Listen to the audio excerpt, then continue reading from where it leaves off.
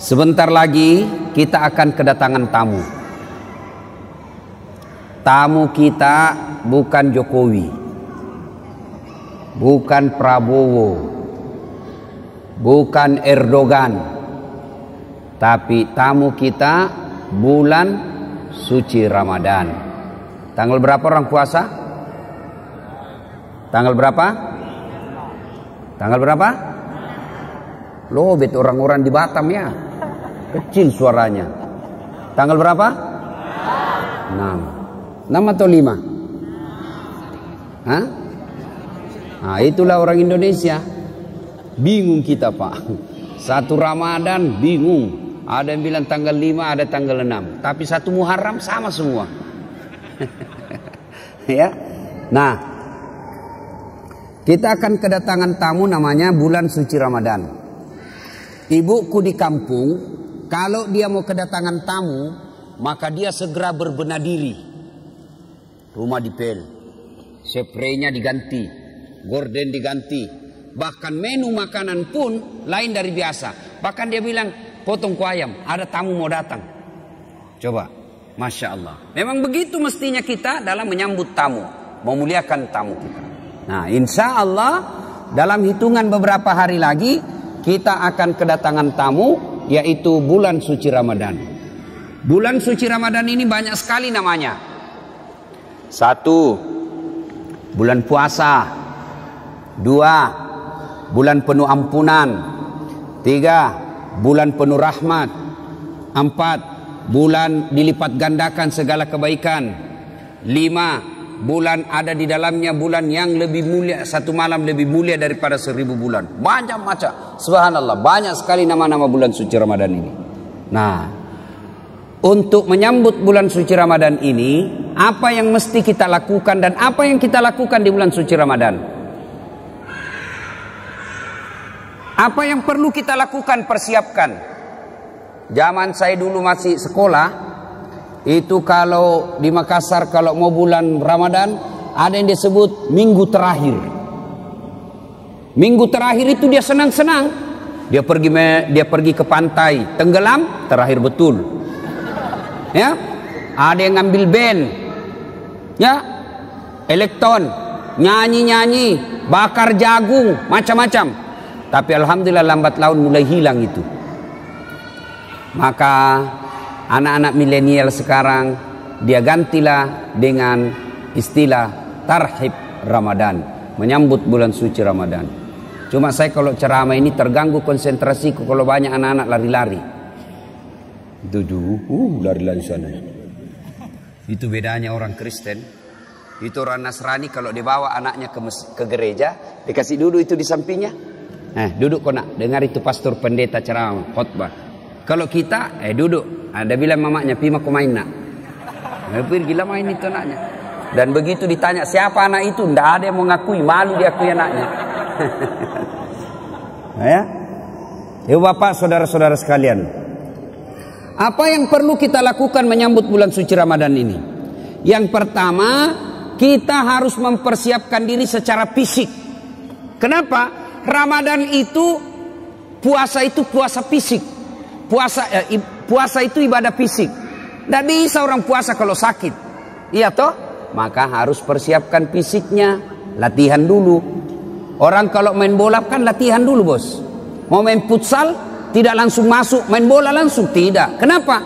Keram kau punya otot, bisa jadi cedera ototnya. Maka ada pemanasannya dulu. Apa pemanasan sebelum masuk bulan suci Ramadan? Maka dimulai dengan apa? Kita puasa Senin Kamis dulu. Memulai dengan puasa-puasa sunnah. Supaya masuk Ramadan tidak kaget perutnya. Kenapa? Dia sudah terbiasa mulai latihan. Maka persiapkan fisik dulu. Yang berikutnya, selain fisik kita persiapkan apa? Ilmunya. Datang di sini, datang pengajian-pengajian begini. Maka adik-adik sekalian, bacalah ilmu, baca kitab. Supaya apa? Masuk Ramadan kita tidak bingung. Adik-adik remaja, belajar fikih, belajar mana yang memakruhkan puasa, mana sunnah-sunnah yang lebih bagus, mana yang mengurangi pahala. Puasanya tetap sah tapi kurang pahalanya. Bagaimana hukumnya mimpi basah ketika siang hari? Ini banyak saya lihat anak-anak milenial. Anak-anak SMA toh, Ustaz, bagaimana hukumnya kalau kita lagi puasa siang hari mimpi basah? Ada toh mimpi basah kalau siang toh? Iya. Nah, puasanya sah dengan catatan begitu bangun langsung pergi mandi. Bangun langsung mandi. Kalau mimpi, kalau kreatif sendiri batal. Batal puasamu bosnya. Nah, itu harus ditahu semua itu. Termasuk bapak-bapak. Ada yang tanya, Ustaz, ternyata kalau malam boleh berhubungan suami istri. Ya boleh selama itu kau nikah. Halal. Yang tidak boleh siang. Selesai sholat subuh sampai maghrib jangan kau coba-coba. Kalau kau coba dekat-dekat istri dan kau offside, kartu merah. Apa dendanya? Puasa kau 60 hari berturut-turut. 60 hari berturut-turut. Kalau malam boleh. Maghrib sampai subuh boleh. Tiba-tiba ada bapak-bapak bilang, Ustaz, kalau malam betul boleh? Boleh. Masya Allah Ustaz, saya sudah 5 tahun biar malam tidak juga. Nah, kadongok kok. Makanya belajar kok bos. Ya, nah, itu semua penting kita ketahui. Ustaz, bagaimana kalau menelan ludah pada saat puasa? Itu waktu kecil kan kita bilang kalau menelan ludah batal. Akhirnya kita meludah terus.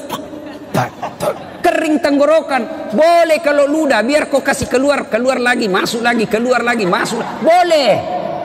Yang penting kau tidak tambah. Misalnya begini, tambah. Batal itu bos. Kalau yang di dalam tenggorokanmu keluar masuk, boleh. Yang penting kau tidak jijik. Keluar lagi. Nah, boleh kalau itu. Ya, bagaimana kalau sikat gigi di bulan suci Ramadan? Boleh, boleh. Yang penting jangan kau telan air, pura-pura sikat gigi. Nah, mamamu bisa kau tipu, tapi Tuhan Maha tahu. Dia kalau Ramadan dia kumur-kumur, 3 kali masuk, 1 yang keluar. Berarti dia korupsi 2 ini. Itu harus tahu ilmunya, semua harus kita tahu.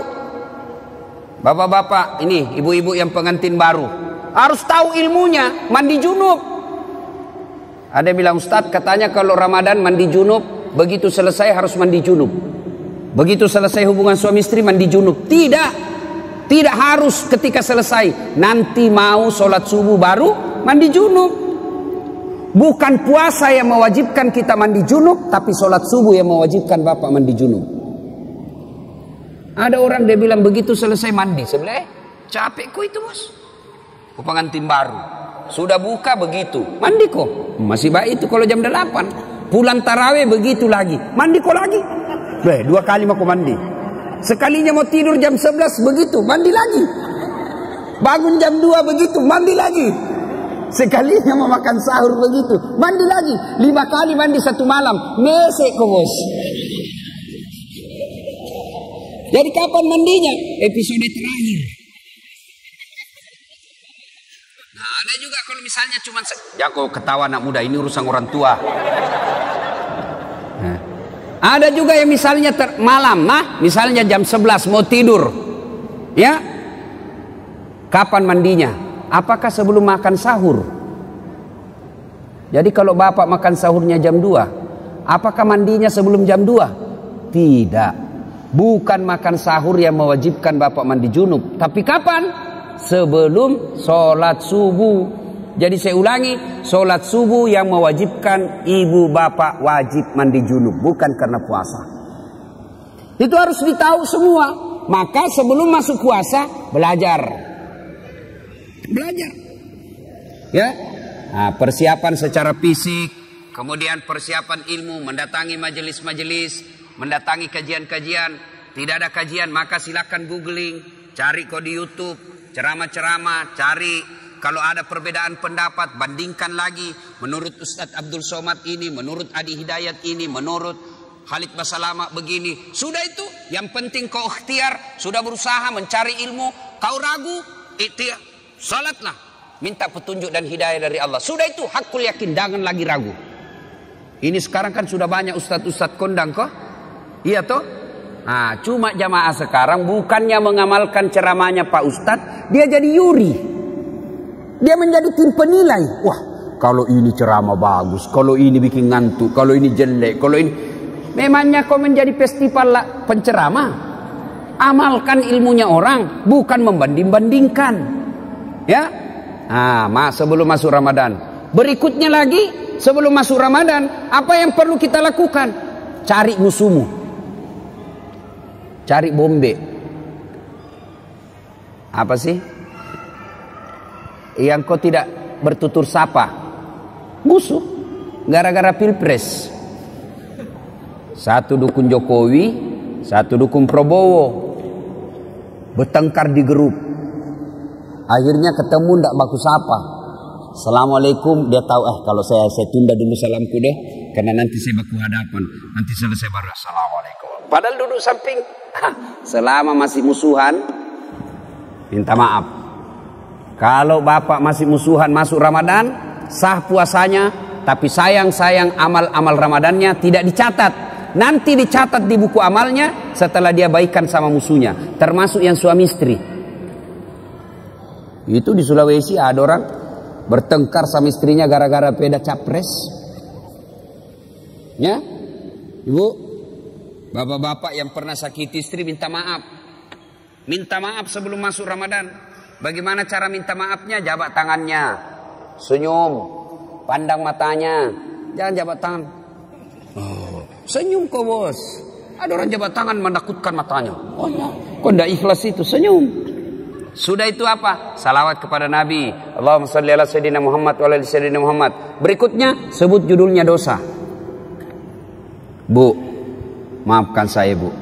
Kata istrinya, kenapa pak? Apa judulnya? Nggak enak saya ngomong sama kau ibu. Sebut, kata Ustaz Dasar, harus sebut. Nggak enak. Betul kau nggak apa-apa? Nggak apa-apa pak. Apa? Mohon maaf ibu, saya pernah selingkuh. Dia bilang istrinya, nggak apa-apa bang, saya maafkan. Memang begitulah makhluk biasa, namanya manusia. Kadang-kala kita hilap. Saya maafkan bang, karena 2 bulan yang lalu saya juga selingkuh. Ya, nah. Selain itu Bapak Ibu sekalian, maka selainnya pertama persiapkan ilmu, persiapkan fisik, bersilaturahim. Itu yang kita lakukan. Nah, masuk Ramadan, maka yang harus banyak kita lakukan, pertama banyak-banyaklah berdoa. Doa kadang-kala tidak diijabah gara-gara apa? Kita tidak tahu etika dan tata cara dalam berdoa. Kita harus tahu apa penyebabnya doa cepat diijabah. Saya ingin menceritakan sebuah kisah yang pernah dituturkan oleh Rasulullah Muhammad SAW. Abdullah bin Umar berkisah. Abdullah bin Umar ini anaknya Umar bin Khattab. Dia bercerita, Abdullah bin Umar, suatu kali kami mendengar Rasulullah SAW berkisah bahwa ada 3 orang pemuda melakukan musafir, perjalanan jauh. Tiba waktu malam, maka mereka mencari penginapan, tidak ada rumah, maka mereka nginap di dalam gua. Tahu gua? Tahu gua, Dek? Tahu? Itu batu, lubang dalam gunung. Masuklah mereka bertiga, karena waktu itu tidak ada hotel. Masuk bertiga. Begitu mereka tidur, bangun. Saat bangun, didapatinya pintu gua sudah tertutup oleh batu. Jadi anggaplah ini, ya anggap. Ini mulut gua tertutup batu. Mereka bangun, Masya Allah. Inna lillahi wa inna ilaihi raji'un. Tertutup pintu. Dia dorong, tidak bisa terbuka. Dorong lagi, tidak bisa terbuka. Akhirnya satu di antara mereka berkata, ayo kita minta pertolongan Allah. Bagaimana caranya? Mari kita berdoa. Majulah orang pertama berdoa.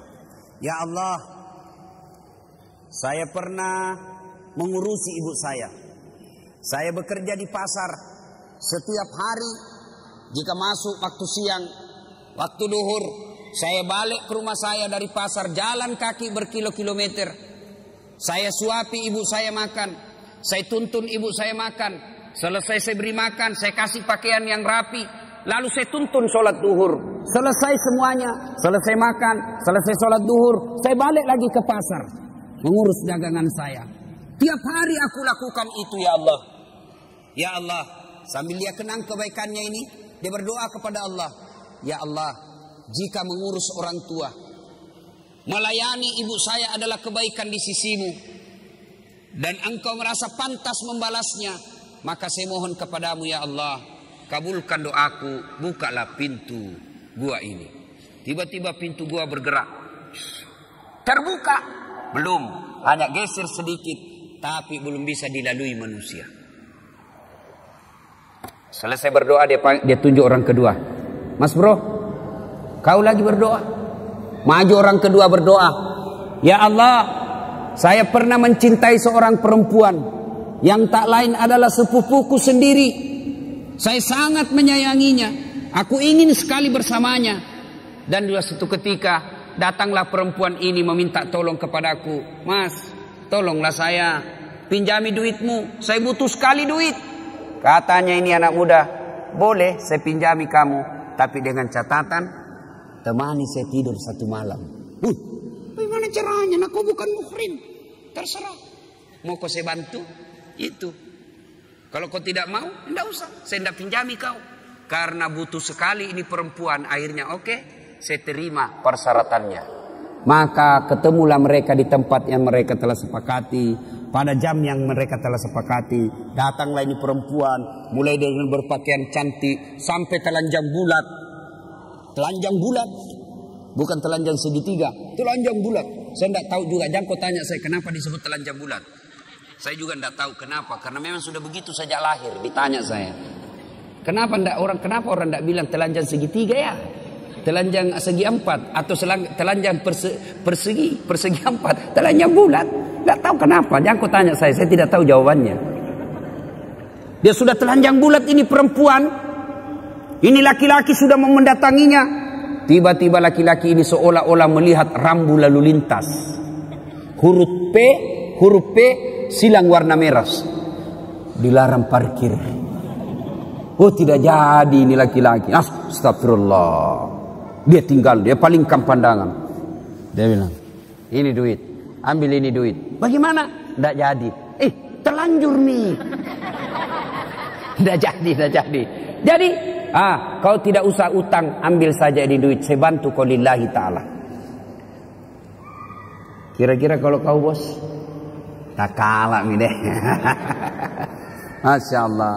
Dia tinggalkan sambil mengenang kebaikannya itu. Lalu dia berdoa kepada Allah. Ya Allah, jika pada saat itu saya mampu mengendalikan diri, saya tidak berzina padahal dia sudah di depan mata saya. Saya tidak berzina karena saya takut kepadamu ya Allah.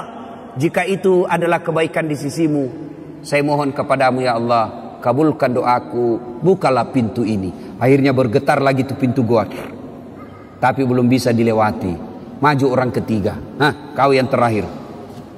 Majulah orang ketiga. Ya Allah, saya pernah punya pegawai. Sebelum dia gajian dia pergi merantau. Maka aku simpanlah dia punya gaji bulanan. Gaji bulanan itu kemudian saya belikan seekor kambing perempuan, kambing betina hamil tidak ada suaminya. Kenapa ketawa? Namanya juga kambing. Wajar, masa ada kambing akad nikah. Tapi sekarang banyak tuh cewek saingan sama kambing. Hamil tidak ada suaminya, deh beleng-beleng. Kambing. Lalu saya pelihara dengan baik. Mulai dari 1 ekor. Beranak pinak menjadi puluhan ekor. Kemudian menjadi ratusan ekor. Pada saat jumlahnya sudah ratusan ekor, datanglah pegawai saya ini menagih dan meminta gajinya. Mana gajiku? Lalu dia berkata, tuh gajimu, tuh ada di kambing. Ada semua itu kambing di lapangan. Maksudnya apa? Itu gajimu itu hari yang duitmu saya belikan kambing lalu beranak pinak. Itu semua kambingmu itu. Benar, iya itu kambingmu semua ini. Iya ambil semua. Dia ambil semua itu kambing, tidak tersisa satupun. Ini juga orang tidak tahu berterima kasih. Masa kau tidak simpan 1 ekor? Diambilnya semua. Ya Allah, jika mau melihara amanah, Jika memelihara amanah dan tanggung jawab adalah kebaikan di sisimu, dan itu patut mendapat balasan, maka balaslah kebaikanku ini dengan mengabulkan doaku, ya Allah, bukalah pintu gua ini. Alhamdulillah, pintu gua bergeser. Alhamdulillah lagi, mereka sudah bisa keluar. Nah, ini hadisnya Imam Bukhari pada nomor hadis kalau saya tidak salah 119. Dikisahkan ini. Nah, dari kisah ini apa pelajaran yang bisa kita ambil? Apa pelajaran yang bisa kita petik dari kisah ini? Pertama, ternyata tidak ada manusia yang tidak ada masalahnya. Adik-adik, ada enggak di sini yang tidak ada masalahnya? Ada? Jatuh cinta. Apa masalahmu? Dia suka enggak saya? Nah, sudah disuka, selesai masalahmu? Belum. Lamar, dia terima enggak saya? Sudah dilamar, selesai masalah? Tidak, masalah baru. Apa? Uang panai. Orang Bugis uang panai, cocok enggak? Oke, diterima uang panai, masalah selesai itu, menikah. Sudah menikah, selesai masalah? Tidak. Apalagi mau punya rumah. Sudah punya rumah, selesai masalah? Tidak. Mau punya anak. Sudah punya anak, selesai masalahnya? Tidak. Langsung tua dilihat istrinya, jelek lagi dilihat istrinya, mau lagi kawin lagi. Coba, orang tidak ada masalah, semua ada masalah. Bahkan ini saya lihat semua ini muka-muka penuh masalah ini semua ini. Yang paling banyak masalahnya sekarang itu caleg yang tidak terpilih dan banyak utang balehonya. Itu paling banyak masalahnya itu. Ayo, tidak ada orang tidak ada masalahnya. Semua punya masalah. Belajar dari kisah tadi, jangankan kita yang tinggal di kota Batam, ini saja manusia dalam gua ada masalahnya, apalagi kita. Jangankan kita yang banyak dosa dan kesalahan, yang hampir tiap hari punya dosa, hampir tiap hari punya maksiat. Nabi dan Rasul tidak ada dosanya itu Nabi Muhammad. Apa tidak punya masalah? Penuh dengan masalah hidup beliau, rentetan masalah dan masalah. Masih 6 bulan sudah lahir, belum lahir sudah meninggal wafatnya. Wafat bapaknya, baru 3 hari diambil ibu susunya Halimatus Sa'diyah. 4 tahun bersama ibu susu kembali ke ibunya. Baru 2 tahun bersama ibunya, meninggal pula ibunya ketika usia 6 tahun. Diambil oleh kakeknya, baru 2 tahun bersama kakeknya, meninggal pula kakeknya, diambil oleh pamannya. Usia 12 tahun mereka, Rasulullah sudah mulai berperang. Ikut perang, bukan perang agama tapi perang kelompok. Usia 16 tahun mulai berdagang bersama paman beliau. Jalan kaki naik unta ke Syam. Penuh dengan masalah. Di Mekah diusir dari kampungnya. Siapa yang mengusirnya Nabi? Bukan orang lain. Siapa yang mengusirnya? Pamannya sendiri. Nabi saja penuh dengan masalah. Minta pertolongan ke Taif. Apa dibantu di Taif? Tidak, dilempari satu kampung di Taif. Nabi penuh dengan masalah. Apalagi kita. Kalau begitu, bukan masalah kita. Masalah kita adalah bagaimana mengatasi masalah. Itu.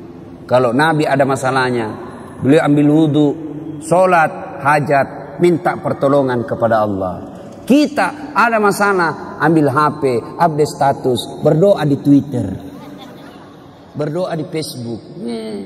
Sedikit-sedikit, ya Allah lindungilah suamiku. Ya Allah murahkan rezekiku. Ada status lagi, ya Allah halalkan segala usahaku. Sibuknya tuh Tuhan mau baca statusmu. Berdoa di status bos. Berdoa di atas sajadah selesai sholat.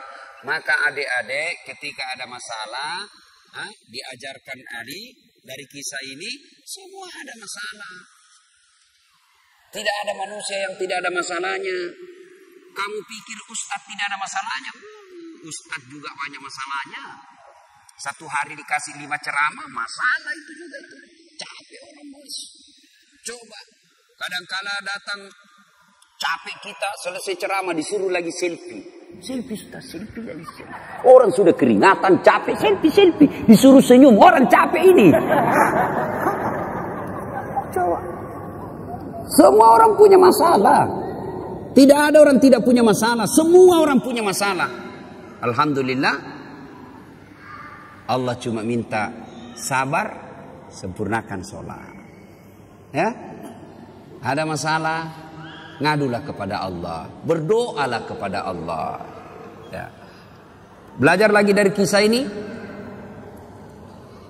Ternyata dalam berdoa boleh menyebut kebaikan. Dalam berdoa ibu boleh menyebut kebaikan. Tapi bukan menyebut kebaikan kepada manusia, tapi menyebut kebaikan kepada Allah. Yang berdosa yang tidak boleh, bapak cerita ke tetangga. Kau tahu Dasat Latif? Itu dari Makassar. Itu jadi ustadz.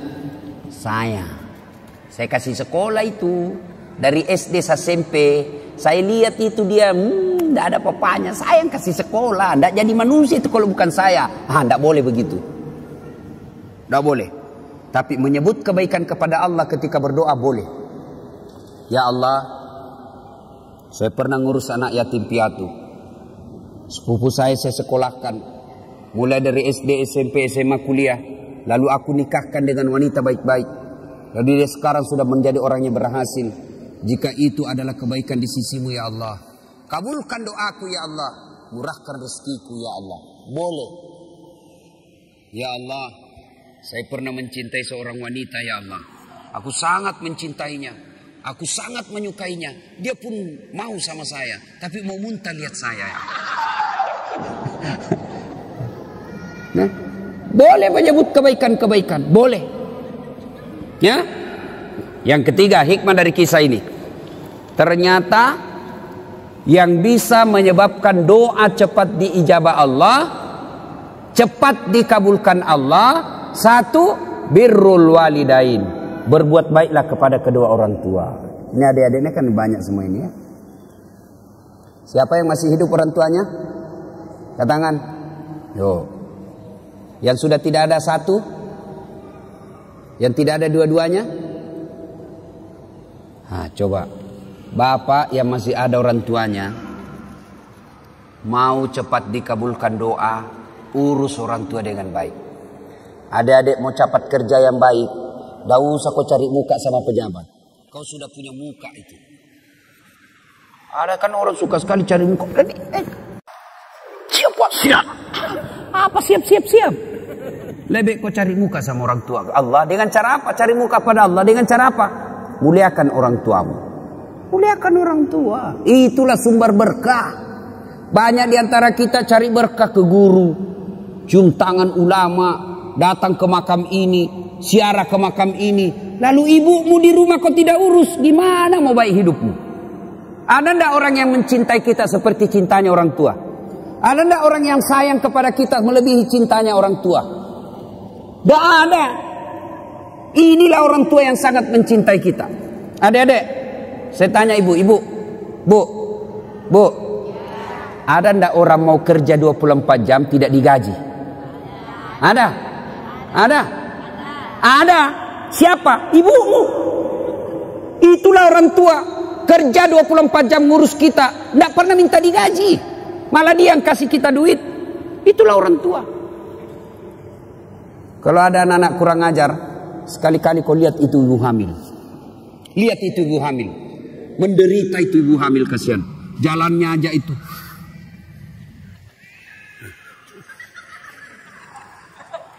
Coba tuh. Apalagi kalau dia sudah 7 bulan.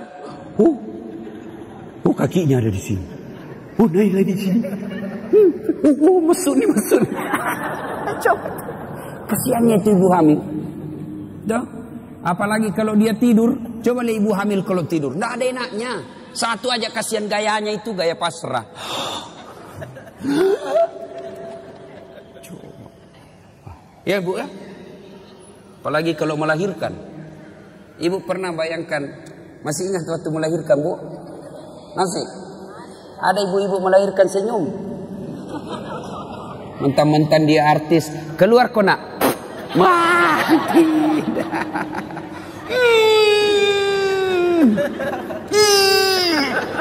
Dia bilang ibu bidan, ya ulang lagi. Gigi besi. Coba itu. Begitu anaknya lahir cacat, apa dia tempelin? Kurang ngajar 9 bulan kau ganggu, kau siksa saya, tidak ada telingamu. Tidak, justru yang cacat paling dia sayang. Apa ada ibu-ibu meninggal anaknya yang catat, alhamdulillah untuk gue cepet mati. Enggak, justru yang catat paling dia sayang. Coba. Ya, makanya kalau ada anak-anak kurang ajar sama orang tuanya, pantas ketika Allah buat hidupmu susah. Baik-baik sama orang tua. Ya. Ini cewek-cewek, jangan sampai kalau lebih sopan sama bapak, lebih sopan daripada cowokmu, daripada bapakmu. Kalau bapaknya nasihati, apa kata? Apa sih bapak tahu? Itu dulu, belum ada medsos dulu. Sekarang sudah modern pak, beda zamannya bapak dulu. Dikasih tahu baru satu bapaknya ngomong dia sudah 19. Giliran cowoknya yang ngomong terserah abang aja deh. Beleng-beleng. Tahu beleng-beleng? Tahu beleng-beleng? Ah, itu beleng-beleng itu makan es krim ditiup. Oh, Pak.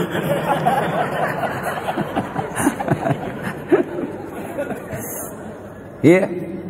Berbuat baiklah sama orang tua. Adik-adik, bagaimana cara berbuat baik sama orang tua? 1. Suara tidak boleh lebih keras dari ibu. Itu jelas, itu protapnya. Dalam Quran sudah jelas sekali protapnya. Imma yablughanna indakal kibra ahaduhuma au kilahuma fala takul lahuma uf wala tanharhuma wa kullahuma qaulan karima. Itu sudah ada dalam Quran itu. Jangan kau berkata sakit hatiku Ustaz. Berapa sakit hatimu dibanding sakitnya melahirkan? Ada kan ibu, ada kan anak-anak kasihan itu, siapa yang besarkan neneknya? Sejak lahir ditinggal sama ibunya. Ibunya pergi menikah lagi, bapaknya menikah lagi. Akhirnya ini anak dibesarkan oleh neneknya, disekolahkan dengan baik, dapat kerja yang baik, ternyata baru pulang ibunya. Ibunya gagal pernikahan keduanya, bapaknya pun demikian. Lalu datanglah ini orang tua ke anaknya yang tidak pernah diurusnya. Ini anaknya marah. Apa bapak saya dia terima beres, ibu saya tidak pernah diurus. Biar kau kasih haji ibumu 2 kali. Kau belikan ibumu 1 kilo emas. Kau bikinkan istana belum seimbang dengan darah yang ada menetes dalam dirimu. Itu dari orang tua. Ya, jadi tidak ada jalan itu mau melawan orang tua. Belajar dari kisahnya Ibrahim alaihissalam. Ibrahim alaihissalam dapat siapa namanya bapaknya Ibrahim? Siapa? Azor. Dia nyembah berhala. Ibrahim mau ribut sama bapaknya, mau lawan bapaknya. Apa kata Ibrahim? Kata Allah, sadar kau Ibrahim, bapakmu itu, tapi dia nyembah berhala ya Allah. Allah berfirman, bagaimanapun dia bapakmu, jangan kau lawan bapakmu. Ya? Jadi, agar doa cepat diijabah Allah, birrul walidain. Berbuat baiklah kepada kedua orang tua. Adik-adik, saya menganjurkan pulang ini cium tangan orang tua. Kalau saya bukan cuma tangan, kakinya ibu saya cium. Ya, kalau mau berkah hidup bos, sudah muliakan orang tuamu. Allah yang ngurus kamu, bisa beli mobil, bisa punya rumah, mendapat istri yang baik. Caranya apa? Birrul walidain, berbuat baiklah kepada kedua orang tua. Yang kedua, yang menyebab doa cepat diijabah Allah adalah menghindari dosa dan maksiat. Bagi kita laki-laki dosa yang paling besar itu apa? Dosa perempuan. Tapi ini perempuan tolong kami kerjasama. Ya, kami ini laki-laki jaga mata, tolong kalian jaga akhlak. Biar kami setengah mati jaga mata, kalau kalian gentayangan susah. Masa kita mau jalan begini terus? Ada paha, ada dada, ya pasti dia dilihat barang bagus bos. Tapi jangan kok aniaya kami. Saya ini paling kasihan saya itu kalau di Makassar. Saya keluar rumah sholat duha dulu, berdoa dulu, zikir dulu. Baru 10 menit keluar dari rumah di jalan, habis saya punya zikir. Sebelah kanan dada, balik ke kiri paha, di depan kita dada, balik ke belakang pantat. Waduh, habis. Dia bilang orang, kenapa kau lihat Ustaz? Pasti dilihat, barang bagus bos. Makanya jangan, kata Nabi, jangan gara-gara perbuatanmu orang berdosa. Ya, kita ini dosa yang paling gampang membuat kita masuk neraka, mata. Mata ini yang paling gampang masuk neraka kita. Tadi lihat tiba-tiba kita zikir. Tiba-tiba lihat cewek, ada cewek cantik. Kelihatan pahanya. Kira-kira kalau lagi duduk depan rumah lihat cewek kelihatan pahanya, apa kau baca cowok? Apa? Bukan alhamdulillah bos. Bukan. Apa diucapkan? Subhanallah, maha suci Allah yang telah menciptakan keindahan itu. Bukan itu paha dipuji, tapi Allah dipuji karena dia ciptakan itu paha indah. Maha suci Allah yang telah menciptakan keindahan itu. Itu pahala. Orang Bugis bilang dan lemak galendrong. Rezekimu itu bos. Kapan batasnya? Batasnya kedipan. Begitu berkedip, istighfar, palingkan pandangan. Astagfirullah. Jangan juga setelah kau tahan kedipannya.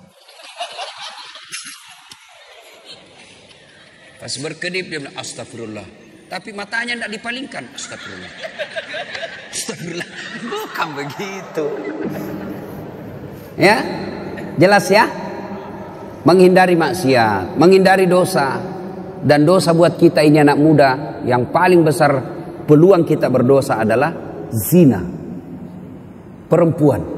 Makanya adik-adik sekalian yang sudah sarjana atau sudah tidak punya cita-cita untuk kuliah, tamat SMA, dan kau sudah mulai pintar berdewasa mencari-cari nafkah, segeralah menikah. Tidak usah khawatir, rezeki Allah yang ngatur. Nah, menghindari maksiat, menghindari dosa. Dan yang ketiga, yang membuat doa kita cepat diijabah Allah adalah memelihara amanah. Amanah tidak mesti jabatan. Ini kita semua ada amanah kita. Tanggung jawab kita ada. Ibu bapak orang tua tanggung jawabnya apa? Ngurus anak. Ketua RT amanahnya apa? Ngurus rukun tetangga. Caleg amanahnya apa? Suara rakyat. Itu semua amanah. Orang yang memelihara amanah maka akan mengabulkan, akan menyebabkan cepat doanya dikabulkan Allah. Saya bukan caleg Ustadz, anggota DPR bukan, ketua RT bukan, ketua organisasi bukan. Apa amanah yang Allah berikan kepada kita? Amanah yang Allah berikan kepada kita adalah anggota tubuh. Ini semua nanti akan ditanya. Mata kita akan ditanya, tangan kita akan ditanya, kaki kita akan ditanya. Dalam Al-Quran kan Allah jelaskan, Bismillahirrahmanirrahim. Al-yawma nahtimu ala afwahihim wa tukallimuna aydihim wa tashhadu arjuluhum bima kanu yaksibun. Tangan kita akan bicara, mulut kita akan bicara, kulit-kulit kita akan bicara atas segala nikmat. Nikmat itu amanah yang Allah berikan kepada kita. Mata ini amanah yang Allah berikan, maka jangan dipergunakan kecuali yang bermanfaat. Cara membersihkan anggota tubuh dari dosa. Anggota tubuh ini dibersihkan dari dosa dan kesalahan. Bagaimana caranya? Salah satu caranya ketika wudhu. Berapa kali minimal kita wudhu? Berapa kali minimal wudhu ibu? Berapa? Minimal 5 kali. Sholat 5 waktu. Maka Nabi mengajarkan setiap wudhu kau doa. Mulai dibasuh tangan, jari-jari mulai. Itu sudah diajarkan doa. Ya Allah, ampuni dosa yang telah dilakukan tangan saya. Tangan kanan jari-jarinya masuk, jari-jari kiri masuk. Yang panjang kukunya hati-hati, bisa masuk setan di situ. Sambil berdoa, ya Allah, ampuni dosa yang telah dilakukan tangan saya. Apa dosa tangan? Orang Makassar bilang kopbi. Apa kopbi? Colek. Teman SMA dicolek. Coleknya dengan nafsu. Bisa itu dibedakan bos, colek teman dengan colek syahwat. Kalau colek teman sedikit saja dia. Kalau colek nafsu pak 5 jari. Nah itu colek nafsu itu. Itu ada yang berdosa begitu, maka kita minta ya Allah ampuni dosa yang telah dilakukan oleh tangan saya. Lalu dibasuh lagi mulut, kita berdoa lagi, ya Allah ampuni dosa yang telah dilakukan mulut saya. Disunnahkan masukkan jari-jari, syukur-syukur kalau bisa sikat gigi. Ya Allah ampuni dosa yang telah dilakukan mulut saya. Apa dosanya mulut? Gosip. Nah ini. Aslinya ini perempuan. Atau ada laki-laki tukang gosip? kelainan jenis kelamin kok itu. Kalau perempuan memang fitrahnya itu tukang gosip. Gini duduk begini damai tapi gersang. Dia ada tapi matanya itu sinis. Nah, itu. Ya. Nah, dibasuh lagi hidung. Basuh hidung dimasukin sunnah itu. Masukin air sedikit. Baru keluarin. Nah. Baca ya Allah, ampuni dosa yang telah dilakukan hidung saya. Apa dosanya hidung? Kau lebih tahu lah. Mencium yang bukan landasannya. Sudah itu membasuh wajah. Ini yang paling banyak. Ya Allah, ampuni dosa yang telah dilakukan oleh mata saya dan putihkanlah wajah saya di padang mahsyar kelak. Nah, apa dosa mata? Ngintip. Nah, itu dosa.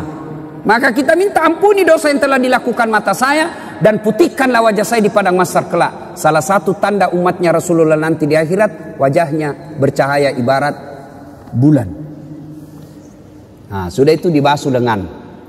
Ini yang paling banyak kita salah. Basuh lengan sunnahnya dari jari ke siku. Ya toh berarti prakteknya begini kan? Tapi yang kita praktek apa? Siku ke jari. Buka keran.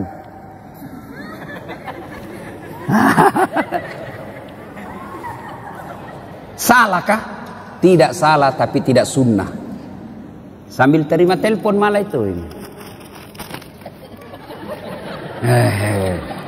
Beleng-beleng. Ya. Ya. Nah, pada saat itu kita berdoa lagi, ya Allah, ampunilah dosa yang telah dilakukan oleh tangan saya dan berikanlah kitab kebaikan saya nanti di akhirat menerima tangan kanan. Itu kata Nabi, siapa orang yang diberikan kitab kebaikannya, ijazahnya, laporannya dengan tangan kanan atau dari depan, maka dia masuk surga. Sebaliknya, apabila diberikan kitabnya dari tangan kiri atau dari belakang, maka dia masuk neraka. Maka kita berdoa, ya Allah, berikan catatan kebaikanku nanti di akhirat menerima tangan kanan. Ya, sudah basuh itu. Berikutnya, membasuh rambut. Ketika dibasuh rambut, disunnahkan lagi berdoa, ya Allah, ampunilah, ya Allah, haramkanlah diri saya disentuh api neraka. Dibasuh. Cuma biasa anak muda ini yang sisirnya sudah dikasih pamode apa? Hah? Pamode apa? Pomade. Nah, itulah. Kita dulu waktu kecil, Pak, tidak banyak jenisnya merek rambut. Tanco. Kalau ngambilnya tidak cukup 1 jari, 2 jari ngambilnya. Baru itu semua. Pas kena matahari keluar semua keringat di sini. Tanco. Sudah tanco modern sedikit apa? Minyak kemiri. Sekarang sudah baca cukurnya saja anak-anak sekarang model macam-macam. Ada sungainya. Ada kayak got di sini. Dia ganti gotnya di sini, ada juga di sini. Masya Allah. Sudah dikasih lah itu pamod. Oh, rambutnya tidak mau goyang. Akhirnya wuduknya dia begini saja. Beleng-beleng. Ya, tidak sah itu wudukmu, pasti. Karena dalam Quran membasuh sebagian rambut. Jadi kalau kau tidak basuh rambutmu tidak sah. Ya Allah, haramkanlah diri saya disentuh api neraka. Sudah itu, basuh telinga, ampunilah dosa yang telah dilakukan telinga saya. Dan basuh kaki, ya Allah, ampuni dosa yang telah dilakukan kaki saya. Dan lekatkanlah kaki saya di jembatan Siratal Mustaqim nanti. 5 kali bos kita berdoa sehari semalam. 5 kali. Masa Allah tidak ampuni dosa? Cuma yang jadi masalah, kadangkala kita wudhu buru-buru. Selesai. Bahkan sambil menyanyi. Yo ayo, ay. Ya? Nah, saudara-saudara sekalian, inilah 3 yang membuat doa kita cepat diijabah Allah. 1, birrul walidain. 2, hindari maksiat. 3, memelihara amanah. Kalau 3 hal ini dilakukan pada saat bulan suci Ramadan, maka banyak-banyaklah meminta kepada Allah. Dalam bulan suci Ramadan, Allah malu tidak mengabulkan doanya orang-orang yang berdoa. Maka manfaatkanlah bulan suci Ramadan, banyak-banyak berdoa. Saya sudah berdoa Ustaz, sudah saya lakukan itu yang apa yang tidak sunnah tadi ini. Kenapa doaku tidak dikabulkan Allah? Berarti apa yang kalian minta tidak baik buat kalian. Ya Allah, mudah-mudahan suamiku bisa beli mobil. Malah mobil terjual. Allah tahu ibu, kalau ada mobilnya suami dipakai selingkuh. Allah tahu. Ya Allah, mudah-mudahan saya bisa lulus universitas terkemuka sesuai cita-cita dan impianku. Tidak lulus, jangan sangka buruk, sangka baiklah. Berarti apa yang kalian itu minta tidak baik buat. Ya Allah, mudah-mudahan bapakku tulus nyalek, kok tidak lulus, tidak lolos. Berarti bukan itu yang terbaik. Dan Rasulullah Sallallahu Alaihi Wasallam pernah mengisahkan di surga kelak ada orang masuk surga lalu diberi hadiah oleh Allah. Nih hadiahmu, ini banyak sekali hadiah. Lalu orang ini berkata, ya Allah, banyak begitu kau kasih saya. Rasanya amal yang saya lakukan di dunia tidak sebanyak ini. Kenapa banyak begini? Ibaratnya amalnya cuma 5, Allah kasih 5.000. Lalu Allah menjawab, ketahuilah, itulah doa-doamu yang tidak aku kabulkan ketika kau hidup di dunia. Karena saya tahu kau tidak mampu memikul apa yang kau minta itu. Berarti tidak ada doa yang tidak diijabah. Yang ada adalah Allah menunda doanya selama doa itu kita lakukan dengan sebaik-baik. Ibu bapak saudara-saudara sekalian, inilah tausiah kita pada hari ini. Mudah-mudahan ada manfaat dan kebaikan di dalamnya. Selamat memasuki bulan suci Ramadan. Kita berdoa, lagi berapa hari? Kurang lebih 8 hari lagi. 8 hari belum tentu masih hidup bos, 8 hari. 8 hari itu masih bisa kita meninggal 3 kali. Maka salah satu doa yang diajarkan menjelang Ramadan, ya Allah, pertemukan aku bulan suci Ramadan, panjangkan umurku supaya saya bisa menikmati bulan suci Ramadan.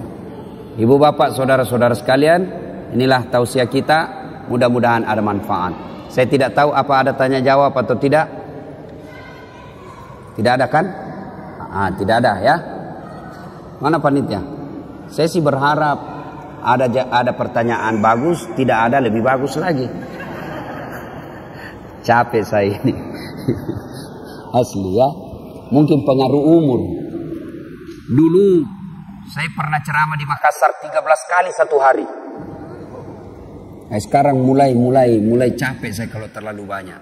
Dan ternyata kualitas ceramah itu juga dipengaruhi oleh kualitas kelelahan kita. Kalau mulai lelah, otak pasti tidak bisa maksimal. Kalau ada mau bertanya silahkan. Ada sesi tanya jawab? Tidak. Kalau dulu di Unhas Teknik ya. Ya saya sudah ingat. Bukan saya, karena tadi itu bos matahari dari sana lebih terang, jadi silau. Nah, saya sudah ingat ya. Nah, ini teman saya yang termasuk cerdas. Lebih cerdas dari saya. Cuma beruntung saya jadi ustaz.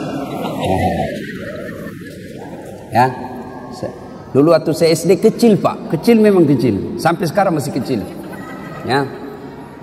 Nah, amalan-amalan apa? Tentu amalan-amalan yang disunahkan Rasulullah itu yang dalil-dalilnya kuat adalah qiyamul lail. Apa itu? Salat malam. Ya, mau tahajud boleh, tarawih jangan sampai lepas itu tarawihnya. Ya, ibu-ibu, saya tanya ibu, boleh enggak tarawih sebentar malam?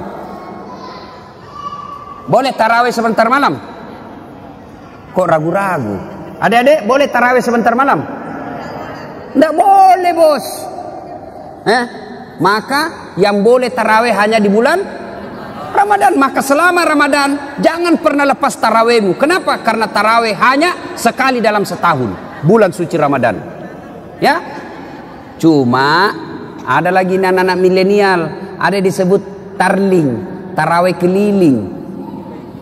Kelilingnya dia dapat, dia lupa tarawihnya. Ya, dan sampai begitu. Tidak usah lagi ada namanya apa tuh sahur on the road. Apa sahur on the road? Siapa dari mana belajar itu? Itu mi artis kau pelajari. Dia itu artis, bawa makanan, pencitraan. Sudahlah, jangan begitu. Maka satu, kita to the point. Ibadah-ibadah yang paling dianjurkan Nabi, salat lail. Ya? Salat lail itu tarawih, tahajud, witir. Kalau witir biar tiap malam boleh. Ya, tahajud tiap malam boleh. Tapi tarawih hanya ada di bulan suci Ramadan. Sudah tarawih apa lagi? Qiraatil Quran, membaca ayat suci Al-Quran. Ini sunnah yang sangat diprioritaskan. Apalagi as-sadaqatu, bersedekahlah. Ya, ibu-ibu kenapa miskin ibu? Karena ibu selalu mental miskin. Tidak ada duit, minta kasihan. Nah, maka ibu miskin. Coba kalau selalu sedekah, mau 5.000, mau 1.000 terserah. Adik-adik biasakan sedekah, mulai dari kecil. Kau dapat duit dari bapakmu 10.000, sedekahkan 100 perak. Mulai belajar sedekah. Allah tidak lihat berapa jumlahnya, yang Allah lihat keupayamu untuk bersedekah. Ya. Apalagi ibadah-ibadah yang disunnahkan, doa. Banyak-banyak berdoa. Yang keenam, apalagi banyak-banyak bertobat. Taubat itu taubat bilisan. Astagfirullahaladzim. La ilaha illa anta subhanaka inni kuntu minadz dzalimin. Itu enaknya kalau kita pakai begini. Coba lihat kalau pegang begini. Otomatis itu kita langsung zikir. Tidak ada orang pegang begini. Dalam kote 2. Bongkrong kompak. Terang bulan 1 bungkus. Nah, ada itu ya. Nah, meskipun ada juga orang bilang bid'ah. Bid'ah ini tidak ada pada zaman Nabi. Bid'ah. Biar kau bilang bid'ah. Yang penting saya lakukan. Kalau mau bilang bid'ah boleh. Yang penting jangan kau bilang sesat. Ini kan gampang sekali orang kadang-kala menyesatkan sesamanya muslim. Nah, banyak lagi ibadah-ibadah sunnah-sunnah yang dilakukan. Tapi prioritas itu yang dilakukan sudah cukup. Lebih dari cukup. Ya. Terima kasih bos. Semenit. Wah. Mau tahu? Coba lihat rahasia Allah. Mana pernah kita pikir ketemu saya di sini, di Batam? Mana pernah? Tidak pernah kita bayangkan dulu waktu SD kita tinggal dengar aja namanya Batam, tidak pernah. Ya, jadi Allah punya rencana, maka hidupmu tenang kalau kau pasrahkan saja kepada Allah. Ada lagi bu? Ibu, itu ada satu. Ya, apalagi bu? Sebelum masuk Ramadan, tuh. Nah, ibu supaya dapat pahala gampang, saya ajar ibu. Itu kalau ditunda-tunda bayar kalah, bayar lepas, biasanya repot balas bayarnya. Memulai puasa lagi tuh repot. Maka gimana caranya ibu? Begitu selesai Idul Fitri, oke, tunggulah 1 minggu, 1 minggu sampai habis kue. Kan karena 1 minggu ini banyak serangan. Tapi saya yakin ini Lebaran kali ini sedikit orang bikin kue. Kenapa? Banyak musuhan tetangga gara-gara pilpres. Jadi tidak datang bertamu. Sudah masuk 1 pekan, maka ibu langsung ganti puasa. Ya, ganti puasa. Nah, kenapa dianjurkan di bulan Syawal? Karena ibu dapat pahala ganda. 1, pahala ganti puasa. 2, pahala Syawal. Dengan cara ibu ganti puasa, niatnya ganti puasa di bulan Syawal. Kalau ibu ganti puasa, niat ganti puasa di bulan Syawal, maka ibu dapat pahala ganda. Dapat pahala puasa Syawal dan juga dapat pahala ganda. Itu menurut ulama satu yang lain. Yang lain ada pendapat ulama lagi yang mengatakan tidak boleh digandeng-gandeng begitu. Tapi kalau ibu termasuk orang yang sangat susah berpuasa, maka lakukan. Dengan niat tadi tidak boleh ibu niat Syawal. Kalau ibu niat Syawal 6 hari, maka ibu tetap wajib ganti. Misalnya ibu punya puasa lepas 5, maka niatkanlah ganti puasa 5, sudah itu tambah 1, dapat pahala ganti juga dapat pahala Syawal. Batasnya adalah sebelum masuk Ramadan. Hari ini pun masih bisa, besok pun bisa. Lewat Ustadz, ternyata lewat, tidak bayar, maka ibu bayar denda. Dendanya apa? Puasanya jadi 10, misalnya yang lepas 5, puasanya jadi 10, tidak. Puasa bayar tetap 5, tapi ibu harus membayar fidyah.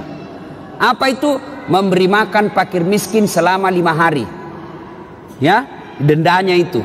Bagaimana cara bayarnya? Tergantung berapa banyak ibu makan. Misal, ibu kos-kos, adik-adik remaja, anak kuliah, 1 kali makan Indomie rebus, tambah telur 1, 3.000 selesai. Kali 2, 6.000 satu hari. Kalau makannya harus ada Indominya, ikan bakar, sate, telur, kang goreng, nasu bale, 50.000 kali 2, 100.000 satu hari. Bagaimana bayarnya? Tiap hari dibayar.